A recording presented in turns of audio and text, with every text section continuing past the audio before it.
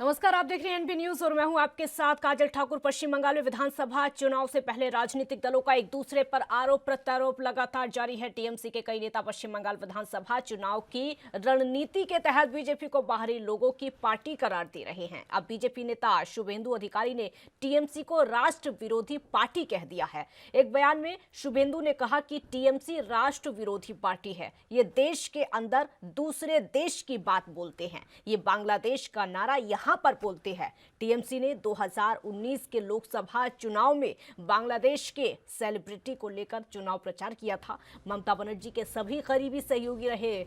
आपको बता दें कि बीजेपी नेता जो अब हो चुके हैं शुभेंदु अधिकारी लगातार उन पर हमला बोल रहे हैं। बीजेपी नेता शुभेंदु अधिकारी पूर्वी मिदनापुर की हाई प्रोफाइल सीट नंदीग्राम से चुनाव लड़ रहे हैं। नंदीग्राम बीजेपी नेता शुभेंदु अधिकारी का गढ़ है और इसी सीट से ममता बनर्जी भी इस बार चुनावी ताल ठोक रही हैं। अधिकारी ने 2016 के चुनाव में तृणमूल के टिकट पर यहां से चुनाव में जीत दर्ज की थी और ममता बनर्जी के नेतृत्व वाले मंत्रिमंडल में मंत्री बने थे। उन्होंने दिसंबर में बीजेपी का दामन थाम लिया था। विद्रोही तृणमूल नेता ने पहले दावा किया था कि वो बनर्जी को 50,000 से ज्यादा वोटों से हराएंगे। पश्चिम बंगाल में टीएमसी की सरकार है। टीएमसी प्रमुख ममता बनर्जी राज्य की मुख्यमंत्री हैं। 2016 विधानसभा चुनाव में टीएमसी ने सबसे ज्यादा 211 सीटें जीतकर सरकार बनाई थी।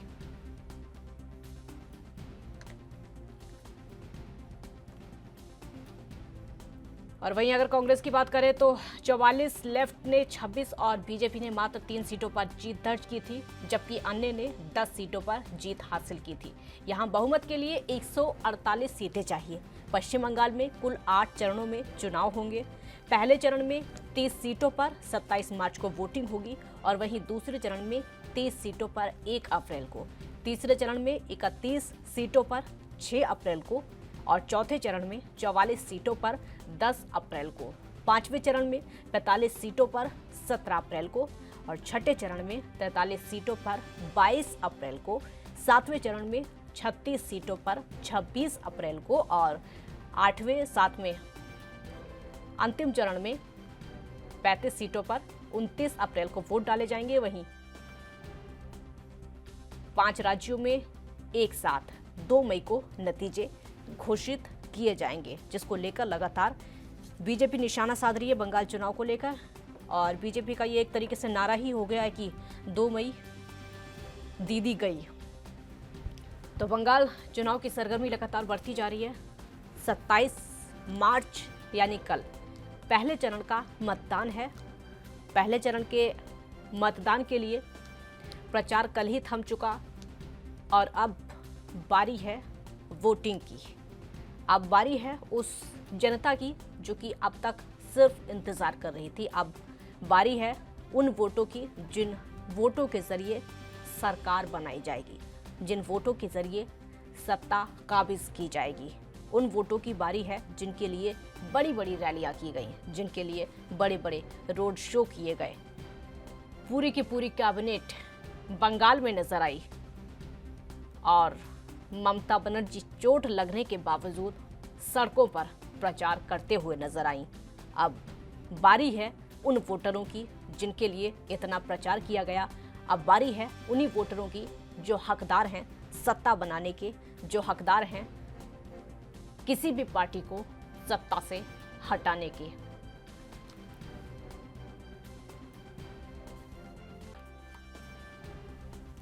तो शुभेंदु अधिकारी का टीएमसी पर जुबानी हमला।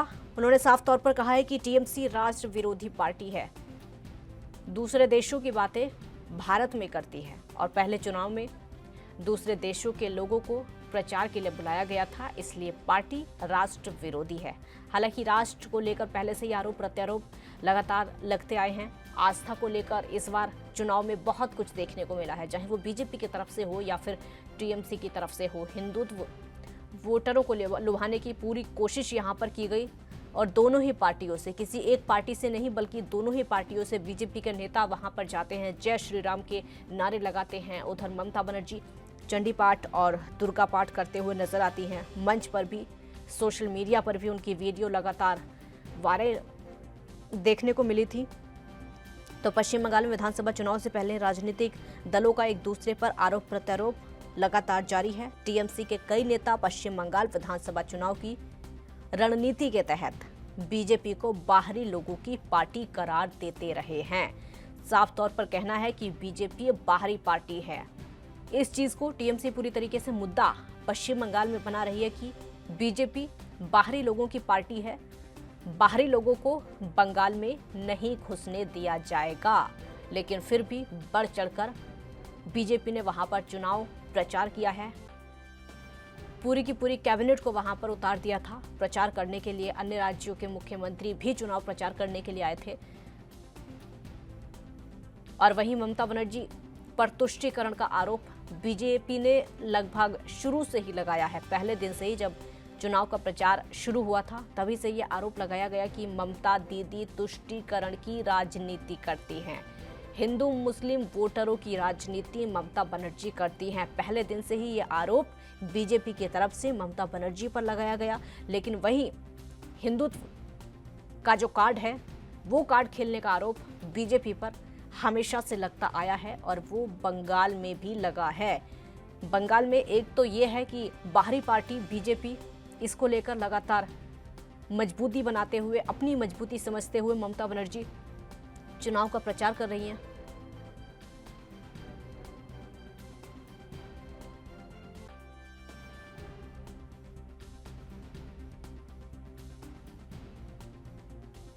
शुभेंदु अधिकारी ने दावा किया है कि लगभग 50,000 से ज्यादा वोटरों से वो जीत दर्ज करेंगे और ममता बनर्जी को हराएंगे, क्योंकि नंदीग्राम एक वीआईपी सीट बन चुकी है जहां से मुकाबला सीधा है शुभेंदु अधिकारी वर्सेस ममता बनर्जी। शुभेंदु अधिकारी ये वही हैं जो कि कभी ममता बनर्जी के बहुत करीबी हुआ करते थे। उन्होंने दिसंबर के महीने में बीजेपी ज्वाइन की। उसके बाद बीजेपी ने उनको टिकट नंदीग्राम से दिया। सीधा मुकाबला ममता बनर्जी और शुभेंदु अधिकारी के बीच में है। आपको बता दें कि ये वीआईपी सीट इसलिए हो चुकी है क्योंकि खुद राज्य की मुख्यमंत्री उस सीट से चुनाव लड़ रही हैं और वहीं दूसरी तरफ शुभेंदु अधिकारी जो कि अच्छी खासी पैठ टीएमसी में रखा करते थे, अब वही उनके खिलाफ ताल ठोक रहे हैं।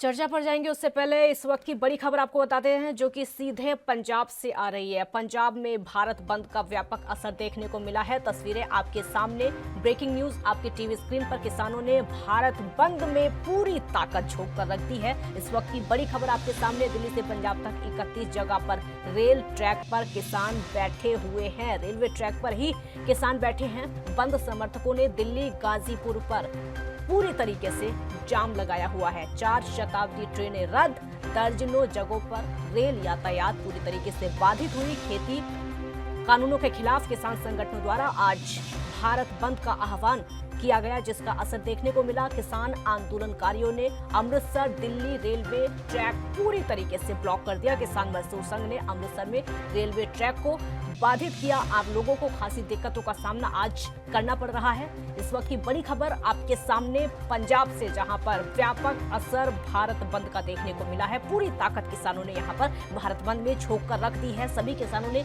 लगभग दिल्ली से पंजाब तक 31 जगह पर रेलवे ट्रैक पर किसान बैठे हुए हैं। लगातार भारत बंद का असर वहां देखने को मिल रहा है। बंद समर्थकों ने दिल्ली गाजीपुर पर पूरी तरीके से जाम लगा हुआ है ताकि पूरी तरीके से जो आवाजाही है उसको रोका जा सके। 4 शताब्दी ट्रेनों को रद्द कर दिया गया है। दर्जनों जगहों पर जो रेल सेवा है वो बाधित हुई है। कृषि कानूनों को रद्द कराने की जिद पर लगातार किसान अड़े हुए हैं। उनका साफ तौर पर कहना है कि जब तक कानून रद्द नहीं हो जाएंगे पीछे नहीं हटेंगे। अमृतसर दिल्ली रेलवे ट्रैक पूरी तरीके से ब्लॉक हो चुका है। कई ट्रेनों को आज रद्द किया गया है सिर्फ इसलिए भारत बंद की वजह से अपनी ताकत एक बार फिर से किसान दिखा रहे हैं।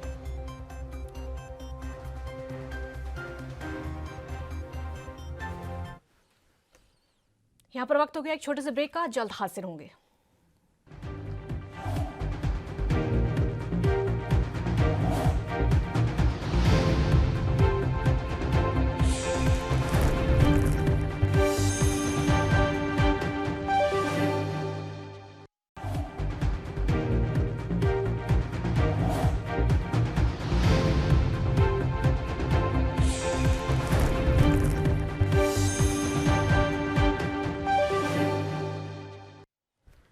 ब्रेक के बाद एक बार फिर स्वागत है आपका। तो पश्चिम बंगाल में मतदान की प्रक्रिया जो है वो पहले चरण की कल को होगी। आपको ये बता दें कि बंगाल चुनाव को लेकर पूरी तरीके से घमासान मचा हुआ है। चुनाव है 8 चरणों में, जिसको लेकर पहले ही विवादित बयानबाजी बहुत ज्यादा देखने को मिली। ममता बनर्जी ने विरोध किया इस चीज का कि 8 चरणों में आखिरकार मतदान क्यों किए जा रहे हैं। चुनाव आयोग पर सवाल उठा चुकी हैं कि चुनाव आयोग बीजेपी के इशारे पर काम कर रहा है, जिसके चलते 8 चरणों में मतदानों का ऐलान करवाया गया है, जिसके चलते 8 चरणों में मतदान कराए जाएंगे ताकि बीजेपी को पूरा समय मिल सके अपना प्रचार करने के लिए, अपनी पब्लिसिटी करने के लिए, जिसके चलते एक बार फिर से प्रचार जो है वो शुरू होगा। हालांकि पहले चरण के मतदान के लिए प्रचार की प्रक्रिया खत्म हो चुकी है। अब बारी है वोटिंग की, अब बारी है उन मतदाताओं के हक की जिनके लिए ये प्रचार किया गया। तो 5 राज्यों में चुनाव है। हालांकि सभी के जो नतीजे हैं वो 2 मई को आएंगे।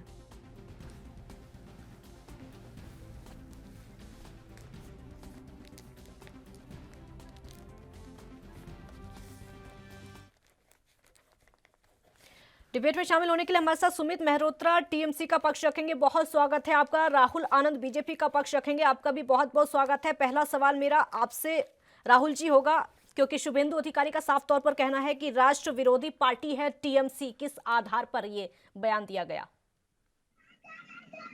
देखिए काजल जी, सबसे बड़ी बात यह है कि ममता दीदी ने इस चीज को खुद ही प्रूफ किया है। इन्होंने खुद ही साबित किया है अपनी बेचैनी से। जब सीएए और एनआरसी को लागू करने की जब बात की गई थी तो ममता दीदी को सबसे ज्यादा बेचैनी हुई थी, सबसे ज्यादा, क्योंकि देश में मुझे लगता है कि जितने घुसपैठिए हैं हमारे पूरे देश में हालांकि फैले हैं, लेकिन ममता दीदी पर सबसे ज्यादा इसका असर देखा गया था, बहुत व्यापक तरीके से देखा गया था। और ये भी चीज भूलने वाली नहीं है, क्योंकि ममता दीदी को कहीं ना कहीं किसी ने अगर स्थापित किया है सत्य में, तो शुभेंदु अधिकारी ने ही स्थापित किया था अपने प्रभाव के चलते। जहां तक ये घुसपैठियों की बात है और राष्ट्र विरोधी पार्टी की बात है, तो मैं आपको ये भी बता देता हूं कि 2005 में जब यूपीए की कैबिनेट में जब ममता दीदी सत्ता में थी, तो उन्होंने एक बंच स्पीकर के ऊपर उछाला था। वो एक पूरा सबूत था जिसके अंदर इस बात का जिक्र किया गया था कि घुसपैठियों बंगाल में इंटर कर चुके हैं और उसको वहां की तत्कालीन सरकार सीपीआई की सरकार ने उनको वहां का वोटर कार्ड दिया था। ये उन्होंने खुद बताया था और ये उन्होंने सबूत भी दिखाया था। लेकिन जब परिवर्तन की लहर के साथ जब दीदी स्थापित हुई वहां पर, तो उन्होंने उनको अपना लिया और जिनको निकालने की उन्होंने बात की थी उसको उन्होंने अपना लिया। वो लगातार हम पे ये कटाक्ष करते आती हैं कि भारतीय जनता पार्टी बाहरी है। जरा आप एक बात बताइए, जो इस देश का व्यक्ति है वो बाहर का कैसे हो गया, जबकि बाहरी वोट पे तो वो आश्रित हैं। अगर घुसपैठियों को निकालने की अगर बीजेपी ने सीएए और एनआरसी नहीं ठानी होती, अगर वो राष्ट्रवादी पार्टी होती, तो दीदी को इतनी बेचैनी क्यों है कि मैं वहां लागू नहीं होने दूंगी? तो बिल्कुल सुमित मेहरोत्रा जी, जवाब दीजिए। अगर आप पर आरोप लगता है कि टीएमसी राष्ट्र विरोधी पार्टी है, तो फिर बुरा क्यों लगता है? क्योंकि कई ऐसे उदाहरण हैं जो कि पेश कर रहे हैं वो। सुमित जी, मेरी आवाज सुन पा रहे हैं आप? डॉक्टर, मेरी आवाज उन तक नहीं पहुंच पा रही है। राहुल जी, आप अपनी बात पूरी करिए। तो उन्होंने हर जगह हर पल इसको उन्होंने स्थापित किया है अपनी बातों से और अपने व्यवहार के माध्यम से। और दूसरी एक सबसे बड़ी बात है कि जो ममता दीदी जो कहती है कि उन्होंने एक बात ये भी कहा, अक्सर ये कहते आई है कि चुनाव आयोग पर उन्होंने आरोप लगाया है। तो इसका मतलब क्या समझा जाए? अगर दीदी सत्ता पे काबिज होती है तो चुनाव आयोग उनके पक्ष में काम करेगा, यही कहना चाहती है ना? तो ये कहीं ना कहीं लोकतंत्र है, उनको इस पे भरोसा करना होगा और करना भी होगा, क्योंकि हमारी देश की जो न्यायपालिका है, विधायिका है, सब एक दूसरे के हित की काम करती है और कहीं ना कहीं वो जनता जनार्दन को ध्यान में रखकर ही वो काम को करती है। तो जहां तक वेस्ट बंगाल एक बड़ा राज्य है और 294 सीटों की वोटिंग की बात होती है, तो वहां वहां पे लंबाई और राज्य के लंबाई के आधार पे और जनता के प्रतिशत के आधार पे उनको बांटा गया है, जो अपनी सुविधा के अनुसार उन्होंने बांटा है। उन्होंने ऐसा तो नहीं किया कि जो 5 राज्य का उन्होंने चुनाव करने के लिए ठानी तो वो 5 राज्य में अलग अलग तरीके से गए। उन्होंने राज्य के आधार पे इस डिसीजन को लिया है, उनको सम्मान करना चाहिए। क्योंकि अगर चुनाव आयोग पे वो इतने बड़े सवाल उठाती है तो कहीं ना कहीं वो उनके प्रतिष्ठा पे आंच उठाती है, जो एक गलत बात है। क्योंकि चुनाव में पार्टी हारेगी जीतेगी ये दोनों निर्भर करता है, जनता के ऊपर निर्भर करता है। राहुल जी, अब सवाल ये भी है कि आप पर सवाल जब उठाया जाता है कि बीजेपी बाहरी पार्टी है, तो आप लोगों को भी तो बुरा लगता है ना, जब वो कहते हैं अब राष्ट्र विरोधी उनको बताया जाएगा, तो जाहिर सी बात है उनको भी बुरा लगेगा। उन्होंने मुझे खुद दिया है, उन्होंने इस बात का मौका दिया है। अगर वो राष्ट्र के हित की बात करती तो जो घुसपैठियों को उन्होंने निकालने की वादा किया था तो उनको उन्होंने अपना लिया। देखिए, गलत उन्होंने वहीं पे किया है। और जो भारतीय जनता पार्टी है वो एक राष्ट्रीय पार्टी है और एक देश को वो संबोधित करता है वो पार्टी। तो देश के नागरिक को आप बाहरी कहते हैं तो ये तो गलत है। और आप इस चीज को प्रूफ कर रही हैं बार बार, अपनी बेचैनी की वजह से आप इस चीज को प्रूफ करती हैं। और वे ये जो कहती हैं तो वो कहीं ना कहीं वो हमारा प्रचार ही करती हैं। ममता दीदी हमारा प्रचार ही करती है, हमें बाहरी बताकर। क्योंकि एक बात बताइए, जब अभिव्यक्ति की आजादी और संविधान की जो दुहाई देते हैं, क्या उन्हें ये पता है कि उस आर्टिकल में आपकी बात पूरी करेंगे, आपकी बात बिल्कुल पूरी करेंगे। एक ब्रेक का वक्त हो गया, जल्द हाजिर होंगे।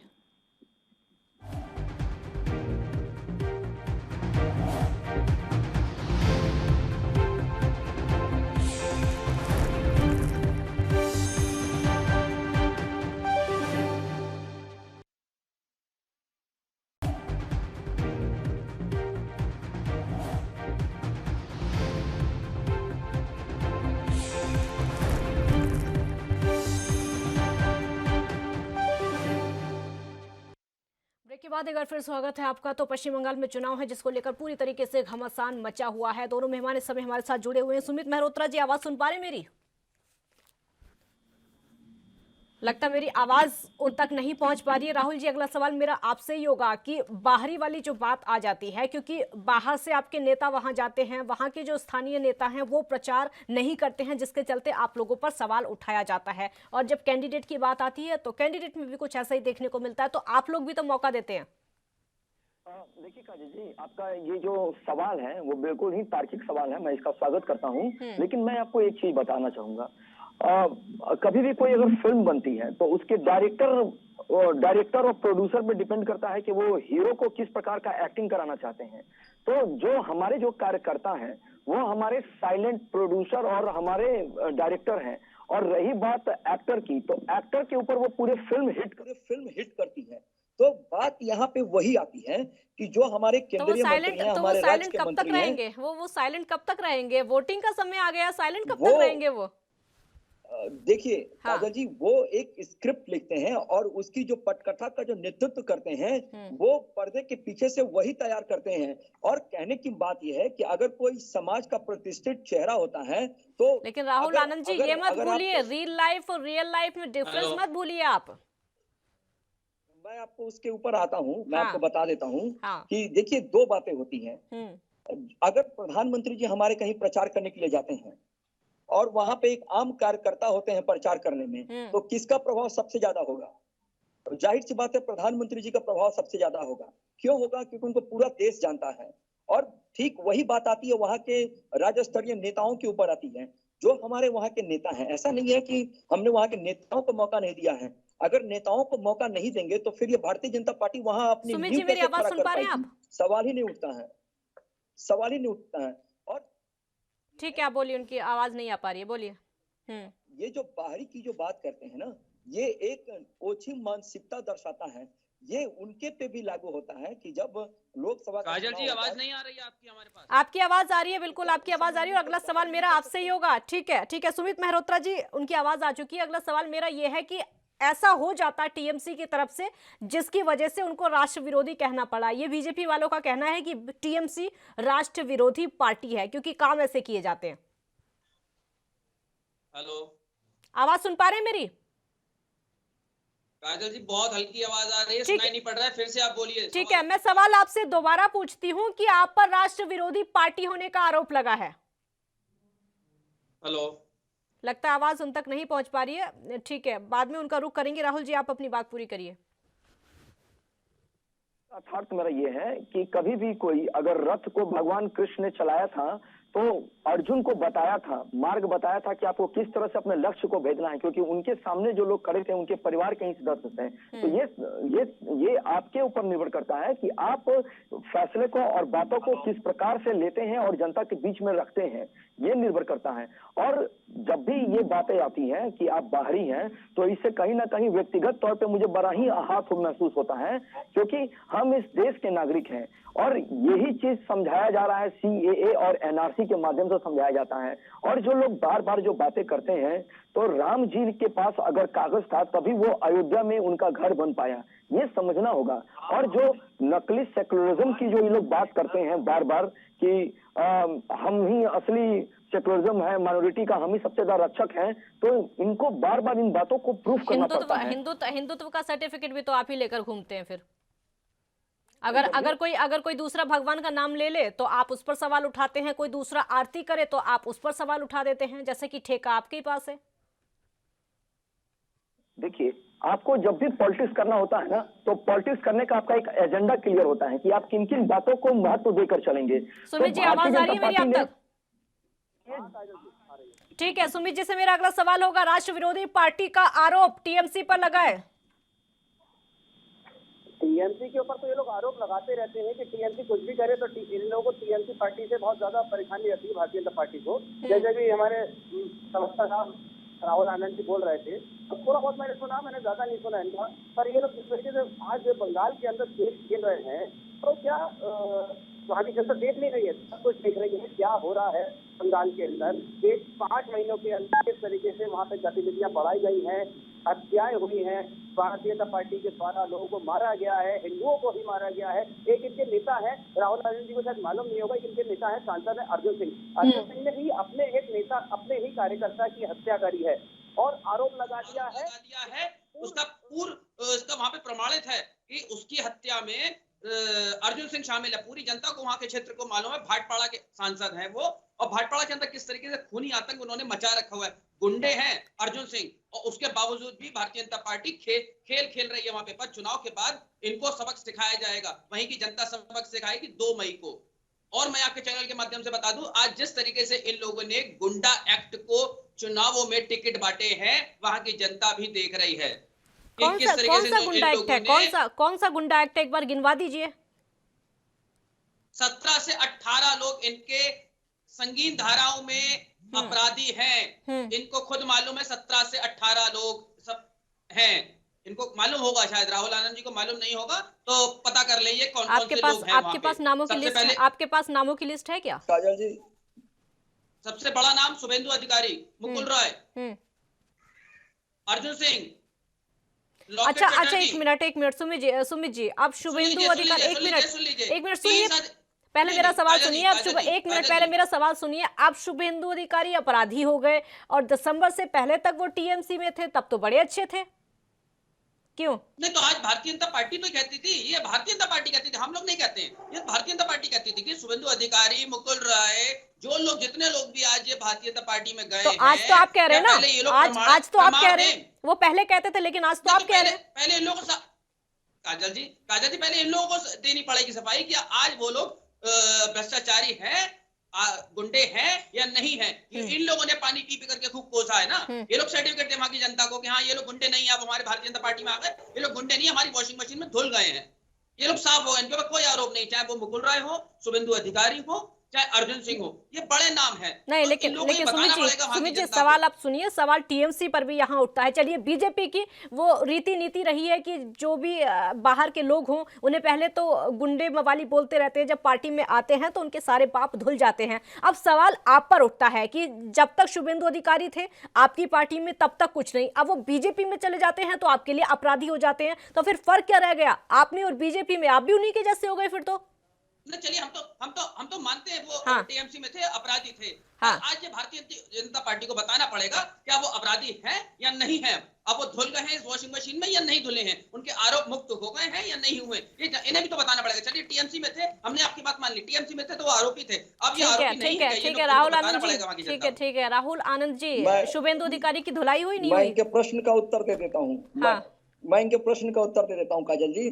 चलिए, कम से कम इनको जब बोलने का मौका मिला सुमित जी को, तो उन्होंने बोला तो बहुत बोला, और इन्होंने आपके चैनल के माध्यम से भारतीय जनता पार्टी को सारे सर्टिफिकेट दे दिए। चलिए, मैं मानता हूँ, लेकिन आपने जो 2-3 बातें कही, जिसमें आपने कही कि यहाँ के जो सांसद हैं उन्होंने अपने कार्यकर्ता की हत्या की, ये सर्टिफिकेट तो आपने दिया है, तो आपकी कानून व्यवस्था क्या कर रही है? आपकी कानून व्यवस्था क्यों नहीं उनको गिरफ्तार करती है? क्या इस देश का कानून नहीं कहता है कि चाहे वो खास हो या आम हो, सब पे एक ही कानून चलता है? पहली बात। दूसरी बात, जो आपने नाम गिनाए शुभेंदु अधिकारी से लेकर लॉकेट चटर्जी तक की, तो मैं आपको बता दूं, आरोप किस प्रकार के हैं और किस किस प्रकार में वो संगीन आरोपित हैं, इसका चिट्ठा आपको निकाल के रखना चाहिए था। अगर वो हमारे पास आए हैं तो हमारे लिए अभी मेहमान हैं। अगर कुछ आपराधिक घटनाएं उन्होंने घटाई हैं तो आप इसको ठीक है, लास्ट रिएक्शन, ठीक है, बिल्कुल बिल्कुल लास्ट रिएक्शन मैं उनसे भी लूंगी। सुमित मेहरोत्रा जी, अगर आपको लगता है कि वो अपराधी हैं और सिर्फ एक नहीं आप 15-16 नाम गिना रहे हैं, तो पश्चिम बंगाल में सरकार आपकी ये गिरफ्तार करी है, जेल में डाली है, गिरफ्तार करके? चलिए ठीक है, 30 है, चलिए ठीक है, मैं कम बता रही थी, ठीक है मैं कम बता रही थी, 30 है, सरकार आपकी गिरफ्तार करके जेल भेजी है उनको, क्या दिक्कत है? नहीं तो अरे जांच तो चल रही है ना, जांच तो चल रही है उनके खिलाफ, क्यों परेशान हो रहे हैं? आप देखिएगा इस चुनावों के अंदर किस तरीके से जनता इन्हें दिखाएगी अब कि आप लोग ठीक है देखते हैं जनता किस किस को आईना दिखाएगी। ठीक है, देखते हैं टीएमसी को भी आईना दिखाएगी और बीजेपी को। बहुत शुक्रिया आप दोनों का हमारे साथ जुड़ने के लिए, क्योंकि समय की भी कमी है मेरे पास। तो 27 मार्च को पहले चरण की वोटिंग है, उसकी तैयारियां लगातार जोर शोर से चल रही है, लेकिन अभी तक जो डायलॉग बाजी है पश्चिम बंगाल की वो खत्म नहीं हो पाई है। देखते रहिए एनबी न्यूज। नमस्कार।